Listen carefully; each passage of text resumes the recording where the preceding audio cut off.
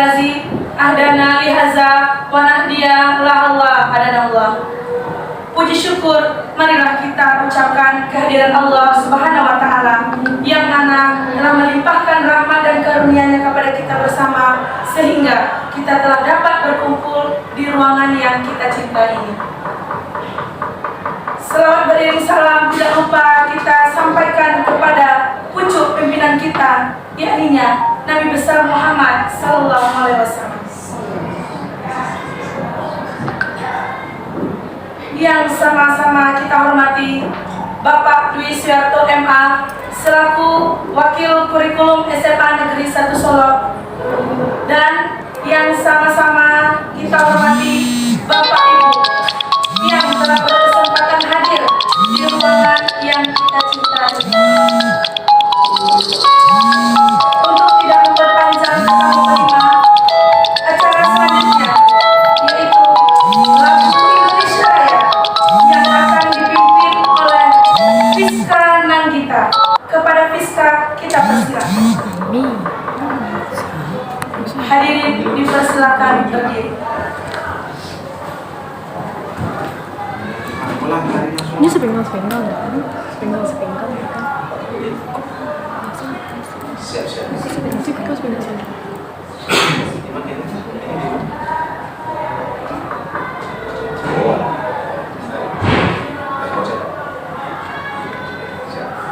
Hiduplah Indonesia Raya.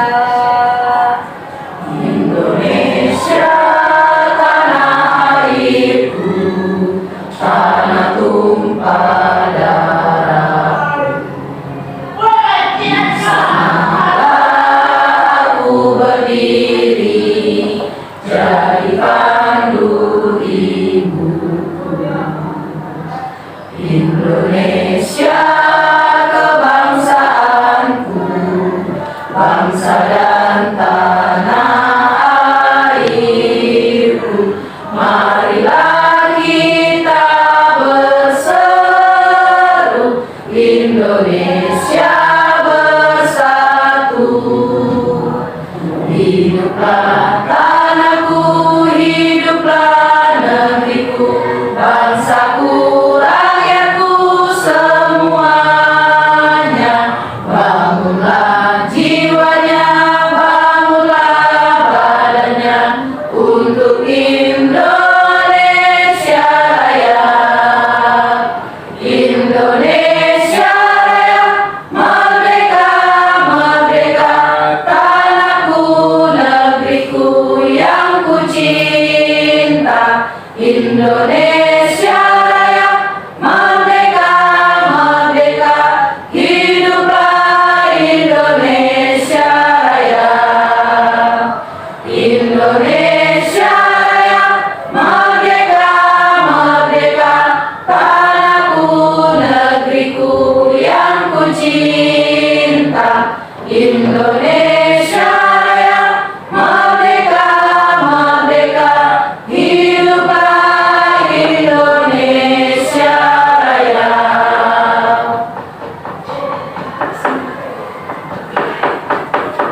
Hadirin dipersilakan duduk kembali.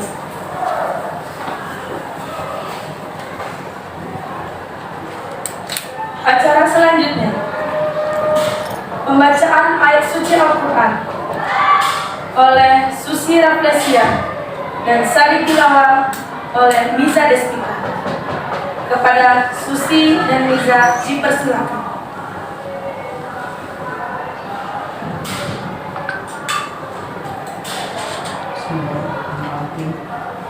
Assalamualaikum warahmatullahi wabarakatuh. Waalaikumsalam warahmatullahi wabarakatuh.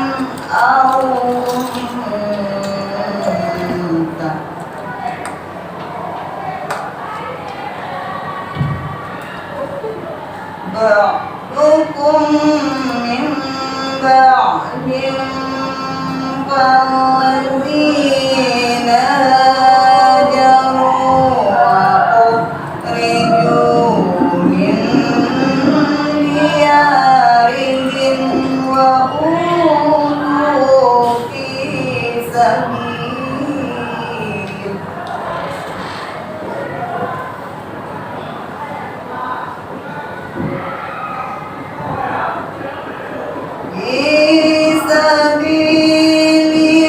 وقاتلوا وقتلوا أكفرن عنهم سيئاتهم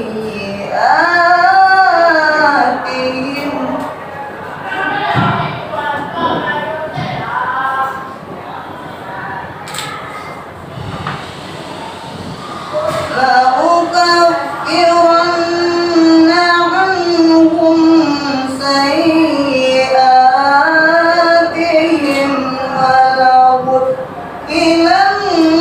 ولأدخلنهم جنات تجري من تحتها الأنهار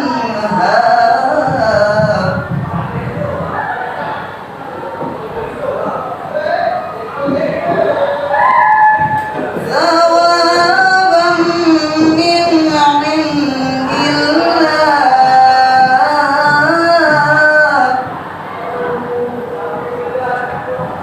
والله عنده حسن الثواب والله عنده حسن الثواب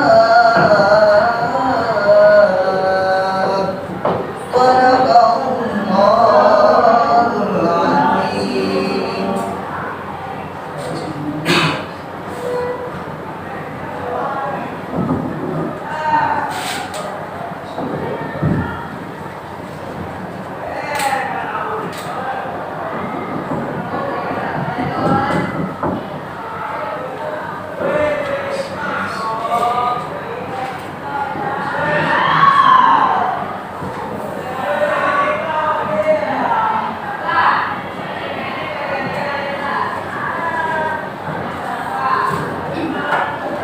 Terjemahan surat Al-Imran ayat 195.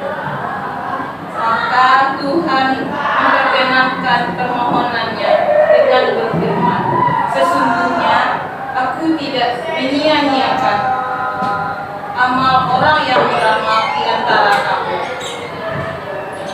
baik laki-laki maupun perempuan, karena sebagian kamu adalah keturunan dari sebagian orang lain. Maka orang yang berhijrah, yang diusir dari kampung halamannya, yang disakiti pada jalan, yang berpegang dan yang terbunuh, pasti akan aku hapus kesalahan mereka, dan pasti aku masukkan mereka ke dalam surga-surga yang mengalir di bawahnya sungai-sungai sebagai pahala dari Allah. Dan di sisi Allah ada pahala yang baik.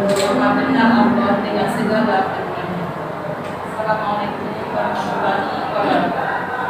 Assalamualaikum warahmatullahi wabarakatuh. Terima kasih kita ucapkan kepada Sisi Rafflesia dan Miza Despita. Acara selanjutnya, pembacaan doa yang akan dipimpin oleh Aditya Mahendra. Kepada Aditya Mahendra, kita persilakan.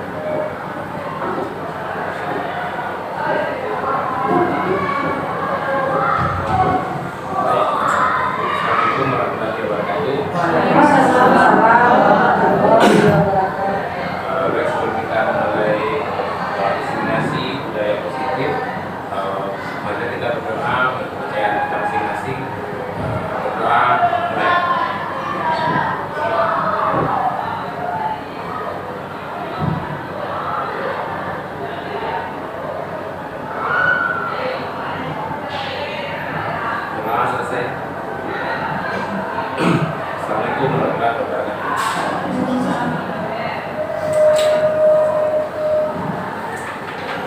Terima kasih kepada Aditya Mahendra yang telah memimpin doa kita untuk sesi ini. Mudah-mudahan acara kita dari awal sampai akhir lancar hendaknya. Amin amin ya rabbal alamin. Acara selanjutnya, kata sambutan dari Dwi Suyarto MH selaku Waka Kesiswaan SMA Negeri 1 Solo. Kepada Bapak Dwi Suyarto kita persilakan.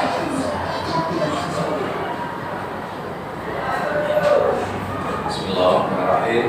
Assalamualaikum warahmatullahi wabarakatuh. Waalaikumsalam warahmatullahi wabarakatuh. Alhamdulillahirabbil alamin.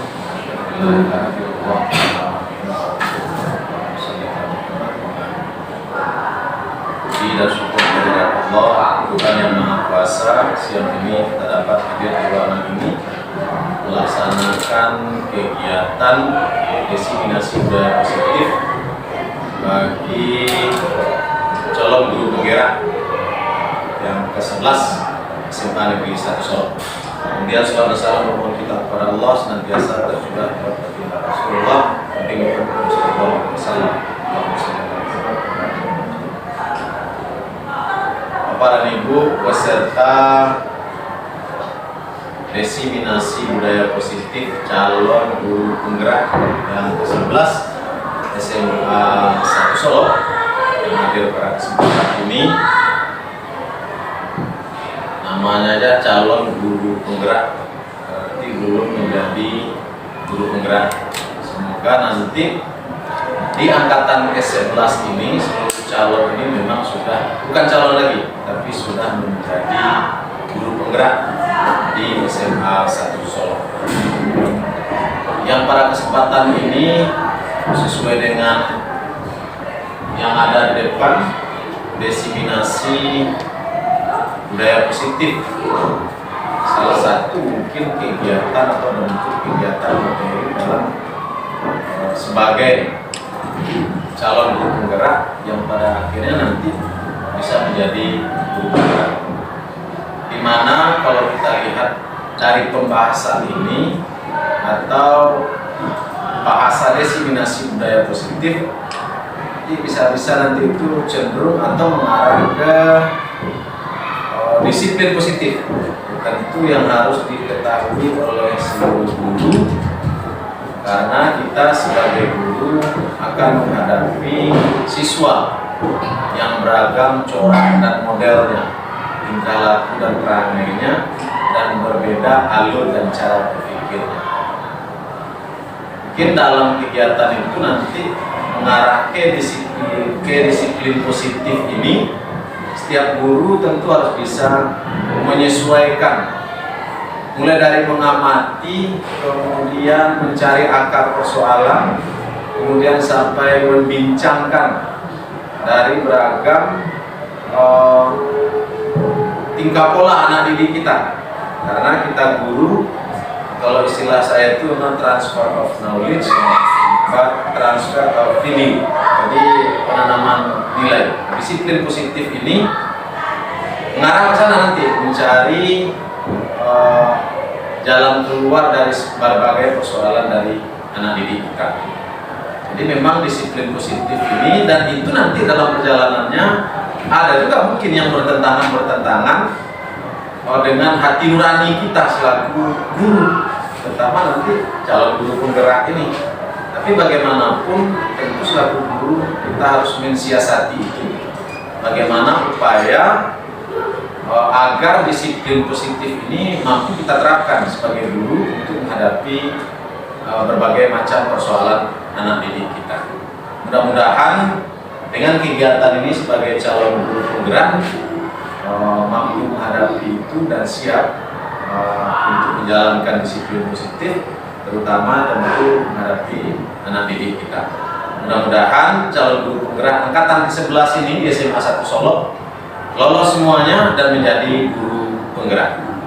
Amin ya rabbal alamin. Mungkin itu yang disampaikan pada kesempatan ini. Maka dengan ini calon guru penggerak angkatan ke-11 SMA 1 Solo Diseminasi Budaya Positif. Nah, kita buka kegiatan ini dengan membaca Bismillahirrahmanirrahim. Demikian, mohon maaf, akhirul kalam. Assalamualaikum warahmatullahi wabarakatuh.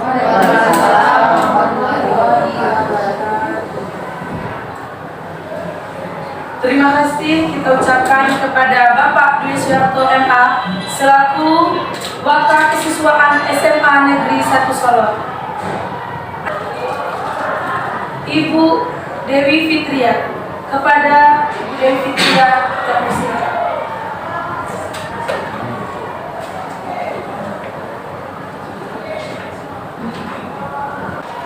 Assalamualaikum warahmatullahi wabarakatuh. Waalaikumsalam warahmatullahi wabarakatuh.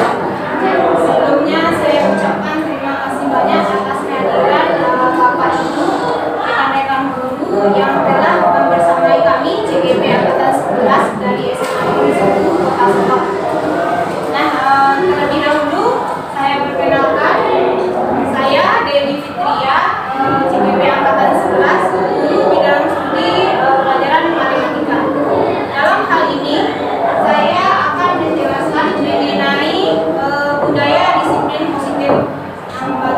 Nah, sebelumnya saya minta tolong dulu kepada ibu semuanya, bapak ibu semuanya, kesediaannya untuk berdiri supaya tidak kaku ya, kita relax sedikit, kita peregangan. Saya speaking dulu sebentar.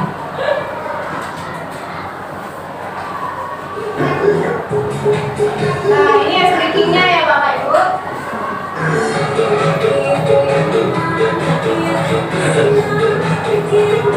Nah, ini kadang-kadang. Nah, ini kali. Nah, ini bagi. Ya, kemudian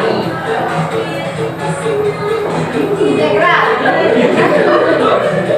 Kemudian ini grafik. Boleh satu kali lagi Bapak Ibu.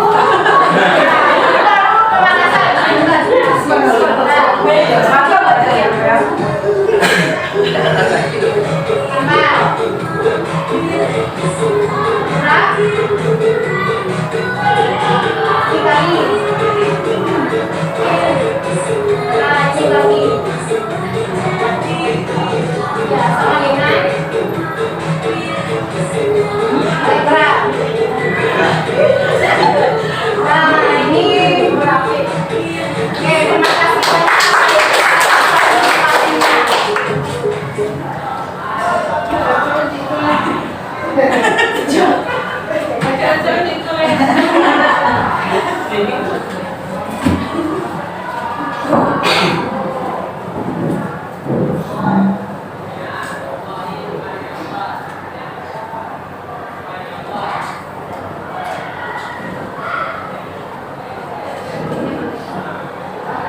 Baiklah, kita lanjut pada materi disiplin positif. Dalam budaya kita, makna kata disiplin telah berubah menjadi sesuatu yang dilakukan seseorang kepada orang lain untuk mendapatkan kepatuhan. Kita cenderung menghubungkan kata disiplin dengan ketidaknyamanan. Disiplin positif merupakan salah satu pendekatan disiplin diri yang memampukan seseorang untuk mengontrol perilakunya dalam kesadaran dan bertanggung jawab atas tindakannya sebagai wujud menghormati diri sendiri dan orang lain. Nah, sebagai pendidik, tujuan kita adalah menuntun murid untuk memiliki disiplin diri sehingga mereka bisa berperilaku yang mengacu pada nilai-nilai kebaikan universal dan memiliki motivasi intrinsik bukan ekstrinsik. Jadi motivasi yang muncul memang dari diri peserta didik itu sendiri. Nah, pendekatan disiplin positif tidaklah tentang anak atau peserta didik secara langsung, tetapi tentang diri dan cara kita sendiri, baik sebagai orang tua, guru, atau orang dewasa yang memberikan dampak dan pengaruh positif kepada anak atau peserta didik. Dengan pendekatan disiplin positif merupakan kemampuan individual pendidik untuk membina atau mendidik peserta didik secara individual ataupun secara kelompok. Pendekatan secara individual atau kelompok perlu mendapatkan dukungan kebijakan sekolah dan peran serta pemangku kepentingan sekolah sebagaimana yang telah disampaikan oleh Bapak Adi Suryapto tadi selaku wakil kesiswaan. Dan dalam disiplin positif ini terdapat nilai-nilai kebajikan universal, yang mana nilai-nilai kebajikan adalah merupakan sifat-sifat positif manusia yang merupakan tujuan mulia yang ingin dicapai setiap individu. Nilai yang disepakati bersama, baik itu lintas bahasa, suku, bangsa, agama maupun latar belakang. Contoh profil pelajar Pancasila seperti beriman, bertakwa kepada Tuhan Yang Maha Esa, dan berakhlak mulia, mandiri, bernalar kritis, berkebinekaan global, bergotong royong, dan kreatif. Nah, kemudian dalam budaya disiplin positif ini terdapat motivasi perilaku manusia untuk menghindari ketidaknyamanan hukuman, merupakan motivasi eksternal untuk mendapatkan imbalan atau motivasi eksternal untuk menjadi orang yang mereka inginkan dan menghargai diri sendiri dengan nilai-nilai yang mereka percaya. Sebagai guru, kita perlu menghindari hukuman dan pemberian penghargaan berlebihan agar meminimalisir motivasi eksternal dalam diri murid, sehingga nantinya dengan pemberian hukuman atau memberikan penghargaan, siswa belajar bukan dari keinginan diri pribadinya atau intrinsik, melainkan dari gurunya, sehingga hanya yang muncul itu adalah motivasi ekstrinsik. Kemudian untuk menerapkan budaya disiplin positif di sekolah, kita dapat melakukan keyakinan kelas atau kesepakatan kelas. Di antaranya dengan guru berperan dalam mewujudkan terbentuknya keyakinan sekolah atau kelas dengan adanya kesepakatan antara guru dan murid. Keyakinan kelas hendaknya berpedoman kepada nilai-nilai kebajikan universal. Sebaliknya, keyakinan kelas berpatokan pada pernyataan universal yang mudah dipahami, diingat, dan diterapkan di lingkungan sekolah. Peraturan-peraturan kelas yang diyakini dengan merubah kalimat negatif menjadi positif, merubah peraturan menjadi nilai-nilai kebajikan, pendalaman keyakinan kelas tampak seperti atau tidak tampak seperti.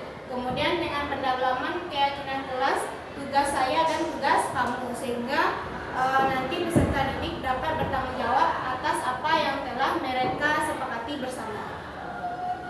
Nah, kemudian terdapat posisi kontrol seorang guru, yakninya sebagai penghukum, pembuat rasa bersalah, teman, pemantau, dan manajer. Ya, seorang penghukum bagi guru itu merupakan biasanya tindakannya dilakukan secara fisik. Orang-orang yang menjalankan posisi penghukum senantiasa mengatakan bahwa sekolah memerlukan sistem atau alat yang dapat lebih menekan murid-murid lebih dalam lagi. Guru seperti ini senantiasa percaya hanya ada satu cara agar pembelajaran bisa berhasil, yaitu dengan cara guru itu sendiri. Membuat rasa bersalah. Pada posisi ini biasanya guru akan bersuara lebih lembut. Membuat rasa bersalah akan menggunakan keinginan yang membuat orang lain merasa tidak nyaman, bersalah, atau rendah diri. Di posisi ini, murid akan memiliki penilaian diri yang buruk tentang diri mereka. Murid merasa tidak berharga dan telah mengecewakan orang-orang yang disayanginya. Kemudian posisi guru sebagai teman. Guru pada posisi ini tidak akan menyakiti murid, namun akan tetap berupaya mengontrol murid melalui persuasi, yaitu posisi teman pada guru, tapi nanti bisa bersifat negatif atau positif. Positif di sini berupa hubungan baik yang terjalin antara guru dan murid. Guru di posisi teman menggunakan hubungan baik dan humor untuk mempengaruhi seseorang. Hal negatif dari posisi teman adalah bila suatu saat guru tersebut tidak membantu, maka murid akan kecewa dan berkata bahwasanya guru tersebut tidak mendukung mereka lagi. Hal lain yang mungkin timbul adalah murid hanya akan bertindak untuk guru tertentu dan tidak untuk guru lainnya. Murid akan tergantung pada guru tersebut. Kemudian guru sebagai pemantau. Guru berada pada posisi memantau murid, sehingga murid sudah mengetahui konsekuensi atas perbuatannya. Nah, posisi manajer seorang guru yaitu merupakan suatu posisi yang sangat berarti bagi guru. inilah posisi yang terbaik bagi seorang guru, di mana guru berbuat sesuatu bersama dengan murid, mempersilahkan murid mempertanggungjawabkan perilakunya, mendukung murid agar dapat menemukan solusi atas permasalahannya sendiri. Nah, guru mempersilahkan murid untuk bertanggung jawab atas tindakannya dan mendukung murid menemukan solusi permasalahannya sendiri. Posisi ini mengacu pada restitusi yang dapat menjadikan murid sebagai manajer bagi diri sendiri, sehingga menciptakan identitas positif atau berhasil pada diri murid. Kemudian, yang bisa kita lakukan dalam menciptakan budaya positif salah satunya adalah dengan menggunakan segitiga restitusi. Dalam mengambil posisi kontrol manajer, guru menggunakan segitiga restitusi untuk menyelesaikan permasalahan yang terdiri dari 3 tahapan. Yang pertama, menstabilkan identitas, kemudian validasi tindakan yang salah, dan menanyakan keyakinan. Nah, pada validasi tindakan yang salah ini, guru dapat menyampaikan kepada murid kira-kira apa alasan mereka melakukan hal ini. Kemudian, adakah cara yang lebih efektif untuk mendapatkan apa yang mereka inginkan atau mereka butuhkan. Kemudian, dengan yang pertama yaitu dengan menstabilkan identitas. Nah, guru dapat menanyakan kepada murid atau berkata kepada murid bahwasanya setiap orang pasti pernah melakukan kesalahan. Kemudian bahwasanya murid tersebut bukan satu-satunya yang pernah melakukan hal tersebut. Itu merupakan bagian dari menstabilkan identitas. Kemudian dapat dilakukan hal berikutnya dengan validasi tindakan yang salah, yaitu dengan cara guru bisa menanyakan kepada siswa apa saja yang menjadi alasan kenapa murid tersebut melakukan hal yang salah. Kemudian cara yang lebih efektif untuk mendapatkan apa yang mereka inginkan. Kemudian langkah yang ketiga dengan menanyakan keyakinan.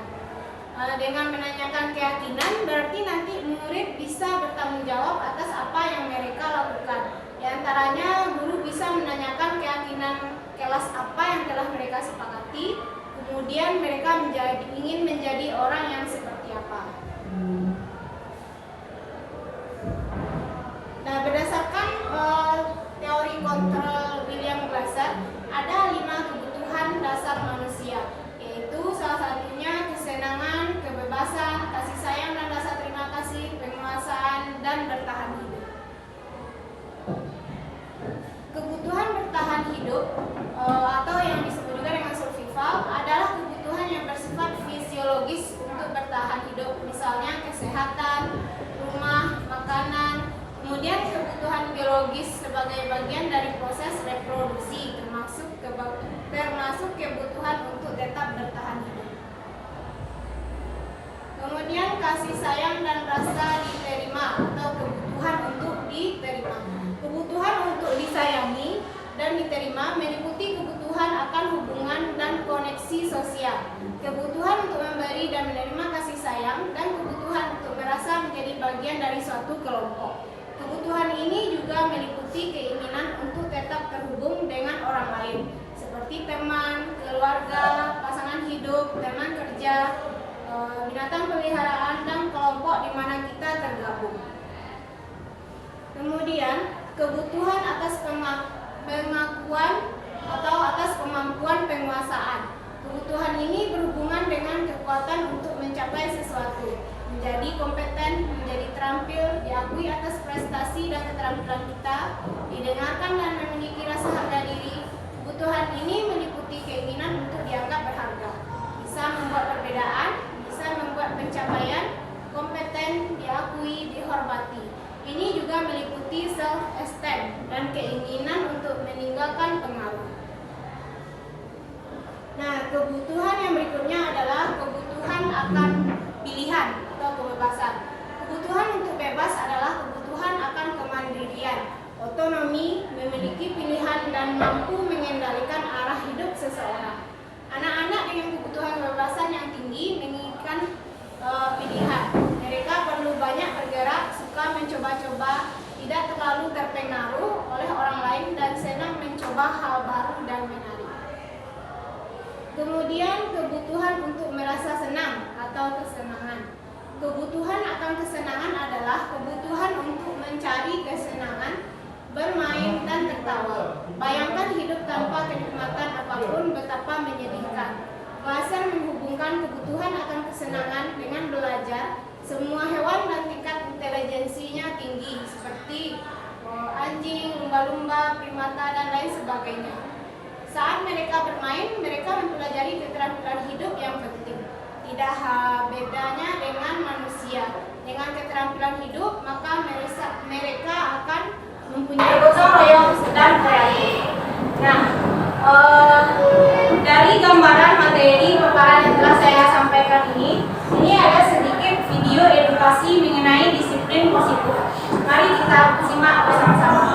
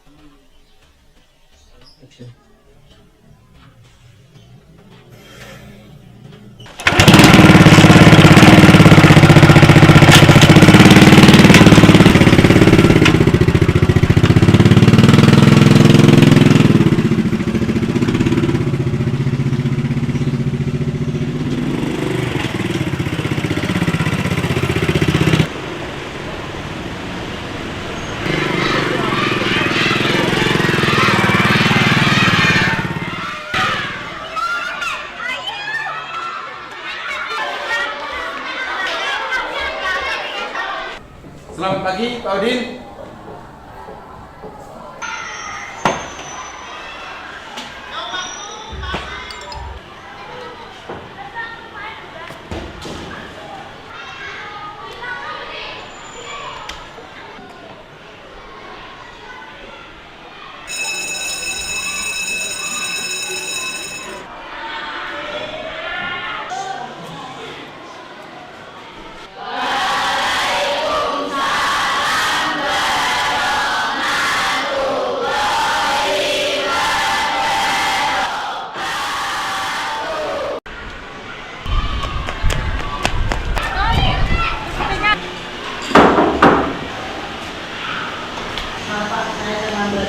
Terlambat terus.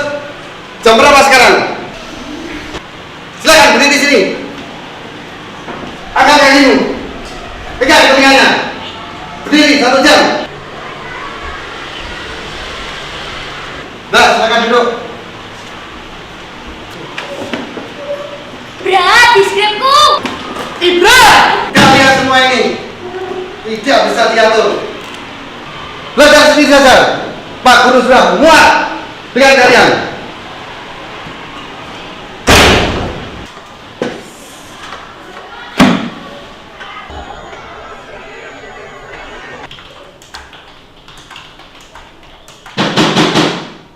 Masuk.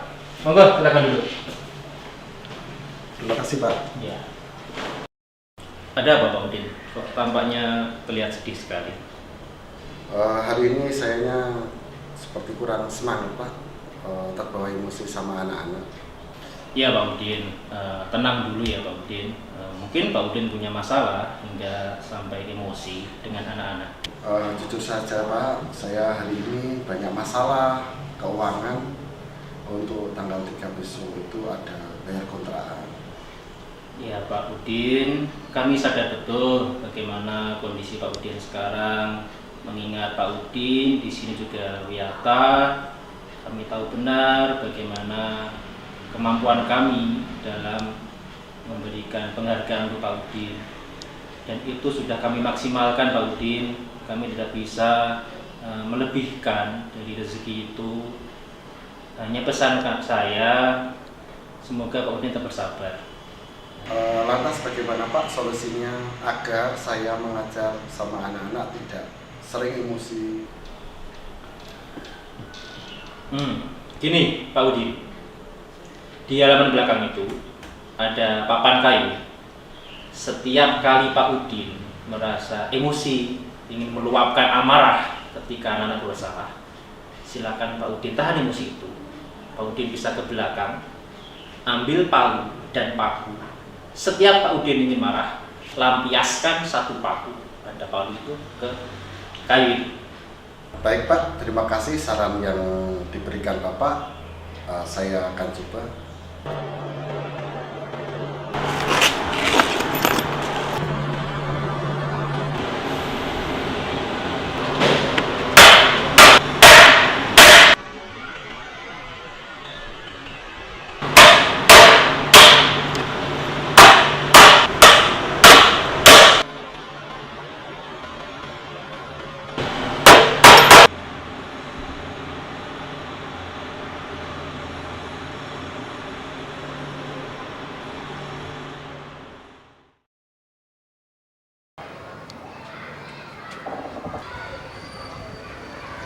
Maaf Pak, saya terlambat. Ya Bra, Bapak tahu kamu terlambat. Setiap orang pasti pernah berbuat salah. Dulu Pak Udin ketika sekolah juga pernah terlambat. Ya Pak. Yang penting kamu hari ini bisa masuk dan tidak bolos atau tidak sekolah. Pasti kamu punya alasan. Ya Pak, saya membantu ibu saya jualan sampai larut malam. Baiklah, Bapak sekarang sudah mengerti yang menjadi masalah kamu. Mari kita cari solusinya bersama-sama. Saya tidak tahu Pak. Bagaimana kalau dagangan ibu kamu bisa dititipkan di kantin sekolah? Apakah boleh Pak? Ya, nanti bisa. Saya tanyakan sama Bapak Kepala Sekolah. Makasih ya Pak. Ya, sama-sama Bra. Tuh, Pak Udin, silakan Pak. Hari ini Pak, saya bahagia sekali bisa menahan amarah saya, emosi saya. Hari ini tidak ada satupun paku yang tertancap. Wah, luar biasa Pak Udin. Pak Udin benar-benar melakukan apa yang sudah saya sarankan kemarin.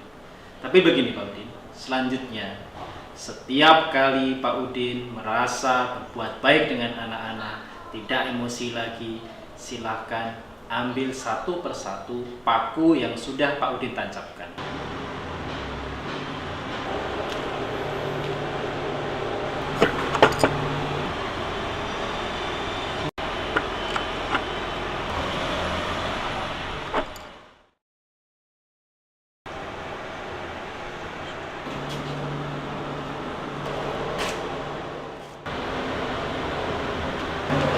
Saya berhasil Pak. Ya. Pak Udin memang berhasil. Pak Udin berhasil mencabut seluruh paku-paku yang ada di kayu. Coba perhatikan kembali. Kayu ini apakah sama seperti sebelum Pak Udin memakunya? Banyak sekali lubang-lubang yang tersisa pada paku. Itulah yang dirasakan anak-anak kita. Ini kalimat kata-kata yang sudah kita keluarkan telah membekas pada hati mereka, dan sampai kapanpun itu akan selalu diingat oleh mereka.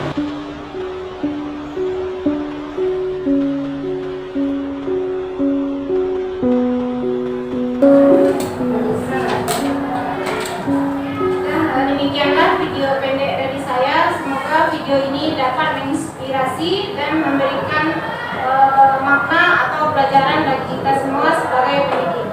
Nah, demikianlah pemaparan tentang disiplin positif dari saya.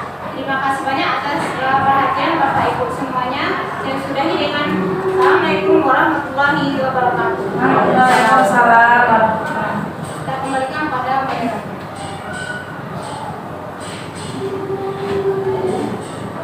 Terima kasih kita ucapkan kepada Ibu Dewi Fitria.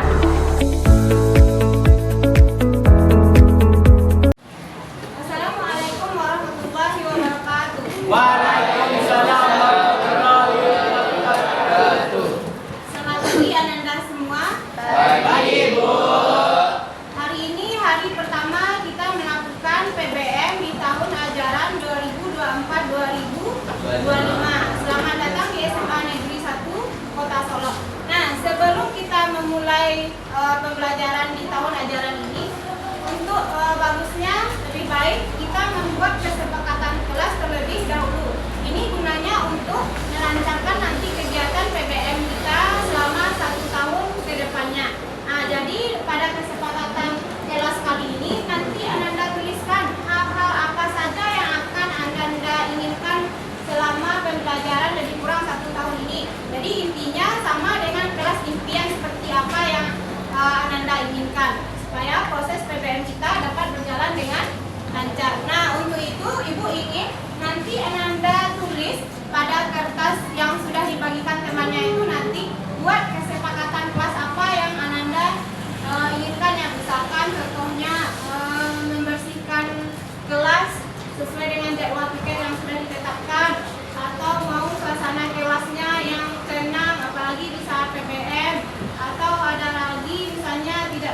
diganggu oleh teman ketika jam PPM berlangsung. Terserah mau tulis apa, boleh satu atau lebih dari satu kesepakatan kelas nanti yang akan Anda tulis di depan.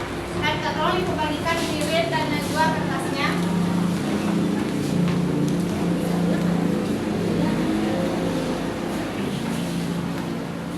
Masing-masing satu lembar kertas ya, satu orang satu lembar.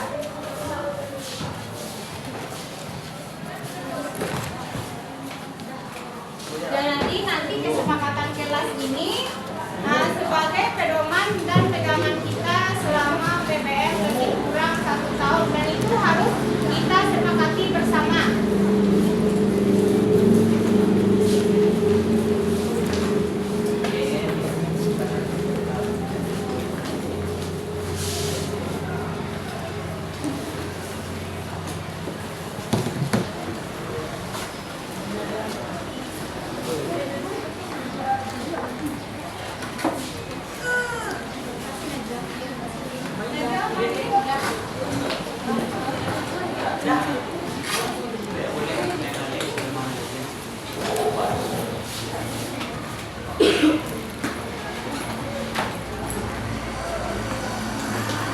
Siapa yang sudah menuliskan di kertas pikirannya boleh langsung ditempel di depan. Ini.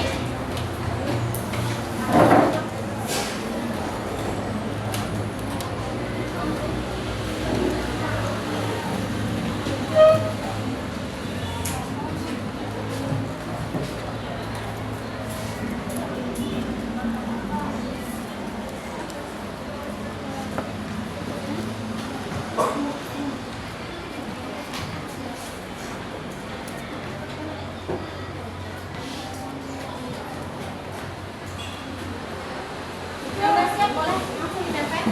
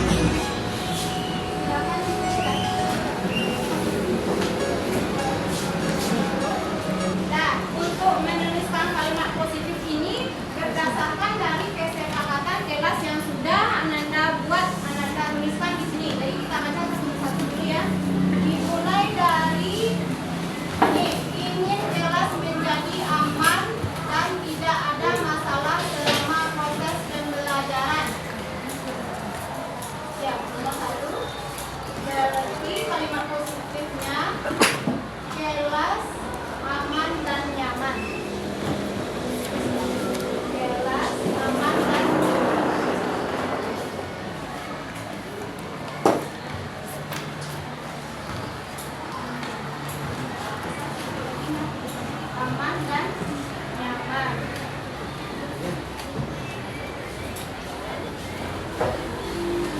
Ya, itu kalimat positif yang pertama. Kalimat positif yang kedua, menghargai guru. Ya, silakan tulis. Ya, menghargai guru.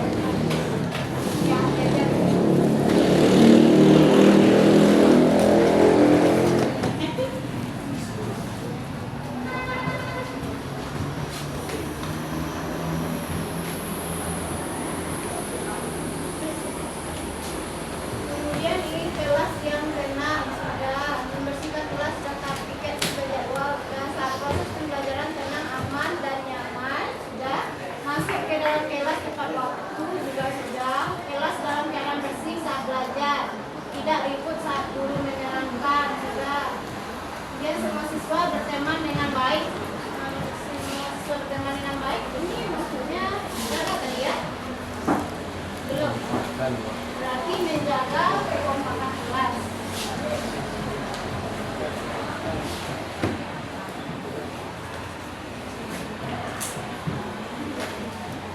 Kekompakan kelas. Saat PPM berlangsung, kelas harus aman, terang, nyaman, dan damai, dan tidak ada keributan saat guru menerangkan.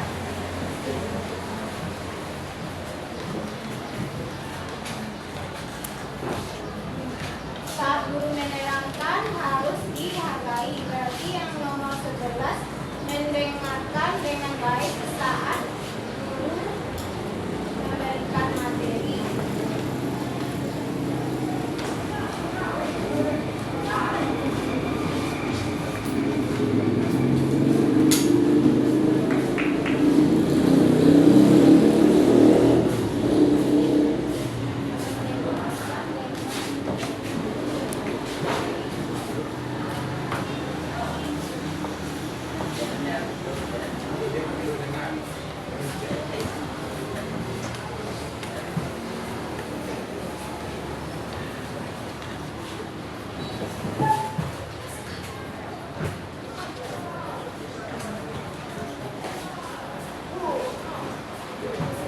Kemudian ada di sini kurangi catatan, perbanyak praktek. Nah, kalau ini harapan terhadap guru mata pelajaran jadinya kan bukan kesepakatan kelas. Jadi yang lain kita bacakan dulu ya.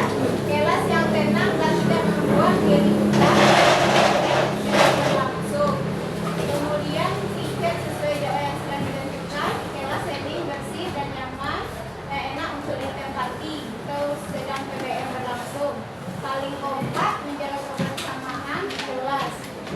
Kemudian kesepakatan kelas lainnya, kelas bersih dan tidak ribut saat belajar.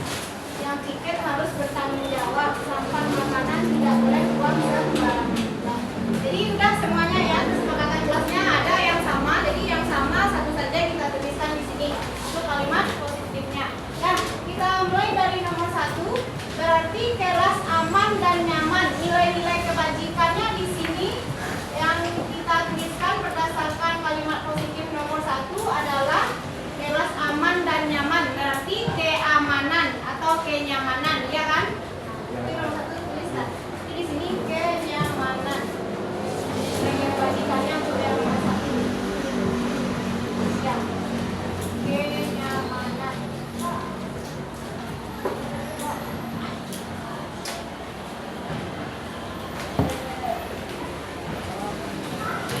Kenyamanan. Nah, yang nomor 2 menghargai guru. Berarti sikap saling menghargai. Itu yang nilai kebajikannya. Berarti nomor 2 menghargai. Ya, menghargai.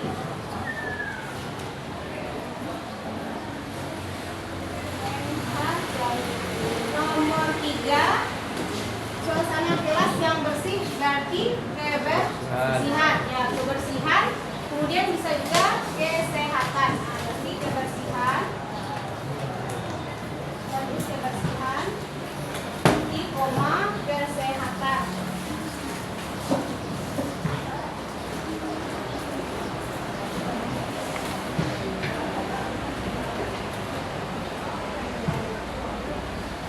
Nomor 4, menjaga kedamaian di kelas. Berarti apa itu? Orang nilai kebajikannya menjaga kedamaian di kelas, berarti suasana kelas yang aman, yang tenang, berarti kan jadinya ya, nomor 4 berarti kita tulis keamanan. Kedamaian berarti aman kan?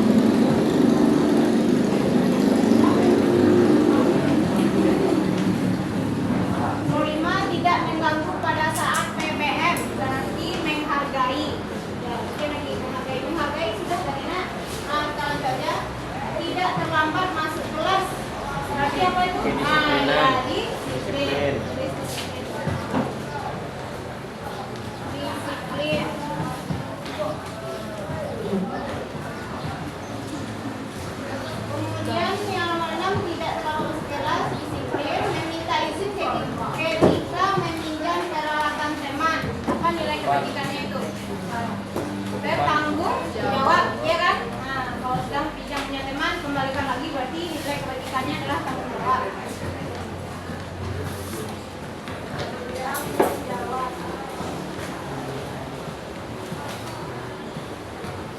Nomor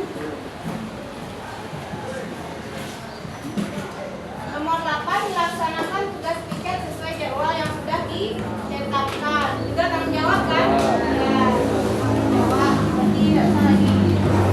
Yang ke-9, tidak menggunakan HP pada saat PPM. Nah itu kan aturan yang sudah ada juga di sekolah kita kan. Berarti itu komitmen kalian tidak menggunakan HP pada saat PPM. Jadi nilai kebaikannya di sini komitmen.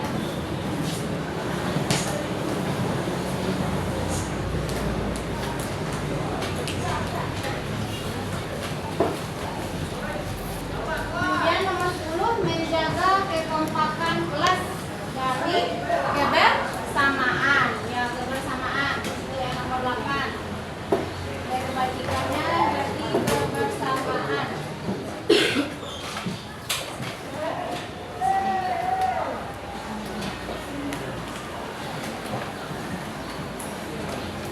Nomor 11, mendengarkan dengan baik saat guru memberikan materi. Berarti itu termasuk pada ya menghargai. Nah, yang menghargai tadi sudah kita tuliskan kan. Berarti inilah nilai-nilai kebajikan yang harus Anda terapkan pada kelas kita selama lebih kurang 1 tahun ke depannya. Nah, sekarang kira-kira apa konsekuensinya jika Anda tidak melaksanakan apa yang sudah kita sepakati ini bersama? Apa konsekuensinya?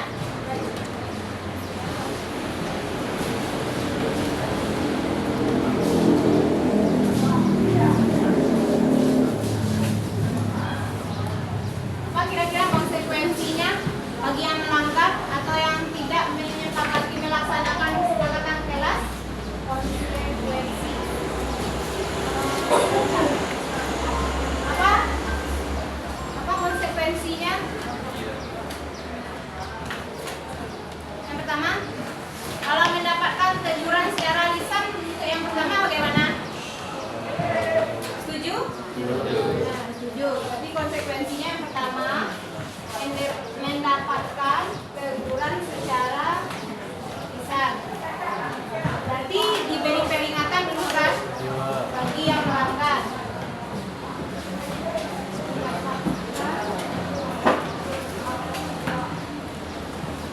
Secara lisan.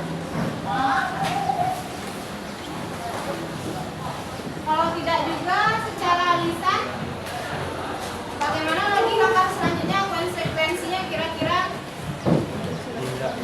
Hah? Gimana?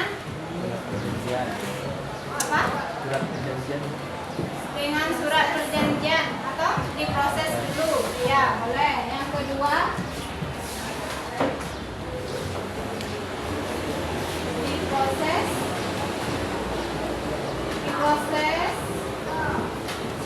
oleh wali kelas. Ya. Wali kelas langsung BK atau wali kelas saja dulu? Wali kelas. Wali kelas.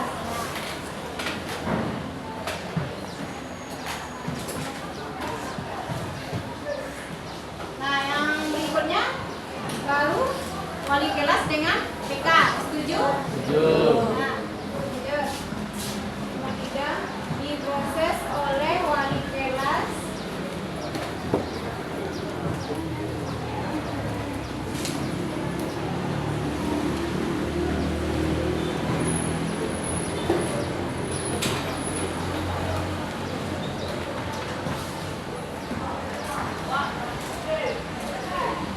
pagi.